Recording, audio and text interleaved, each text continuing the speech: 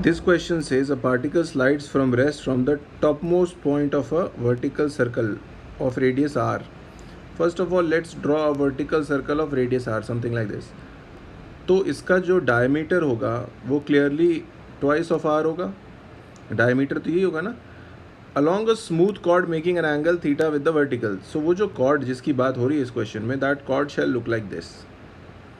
Particle यहाँ से शुरू होगा और स्लाइड होता हुआ इस तरफ आएगा नीचे तक, यहाँ तक.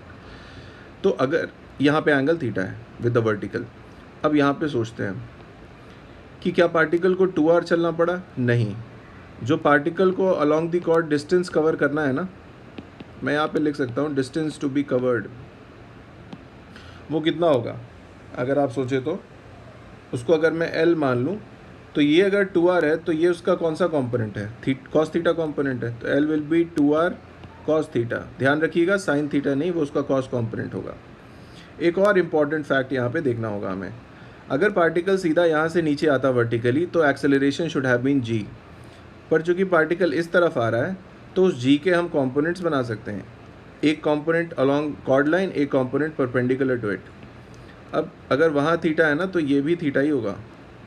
तो अलॉन्ग दी कॉर्ड लाइन जो कॉम्पोनेंट ऑफ एक्सेलरेशन आएगा वो जी कॉस थीटा आएगा और उसके परपेंडिकुलर जी साइन थीटा होगा. तो हमें जी कॉस थीटा यूज़ करना पड़ेगा क्योंकि अलॉन्ग दिस लाइन बात हो रही है. तो acceleration along that line is g cos theta. आप चाहें तो जी साइन 90 माइनस थीटा भी कर सकते हैं, उससे भी वही आएगा. अब हम जो बेसिक काइनेमेटिक फॉर्मूला है वो यूज़ कर लीजिए, जो है कि S is equal to u t plus half a t square, यहाँ पे हाफ जी टी स्क्वायर है ना. ये यूज़ कर लीजिए.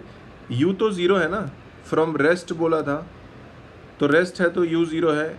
s is equal to this value l, इतना ही चलना है ना.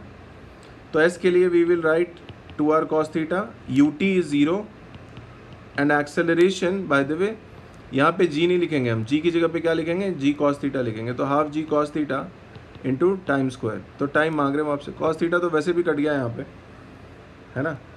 तो जो टाइम की वैल्यू आएगी आपको t square is coming out to be 4r divided by g. Hence that implies that t will be under twice of under root of r by g. This will be the time taken for the particle to come down. अब यहाँ पे जो पूछा है आपसे कि it is dependent on theta और not, आप देख रहे हैं ये आंसर में देर इज़ नो थीटा.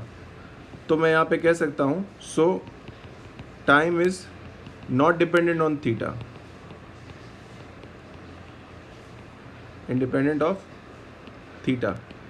तो जो भी ऑप्शन ऐसा होगा वही सही होगा. Option number 4 says independent of theta. That will be the correct answer. Thank you.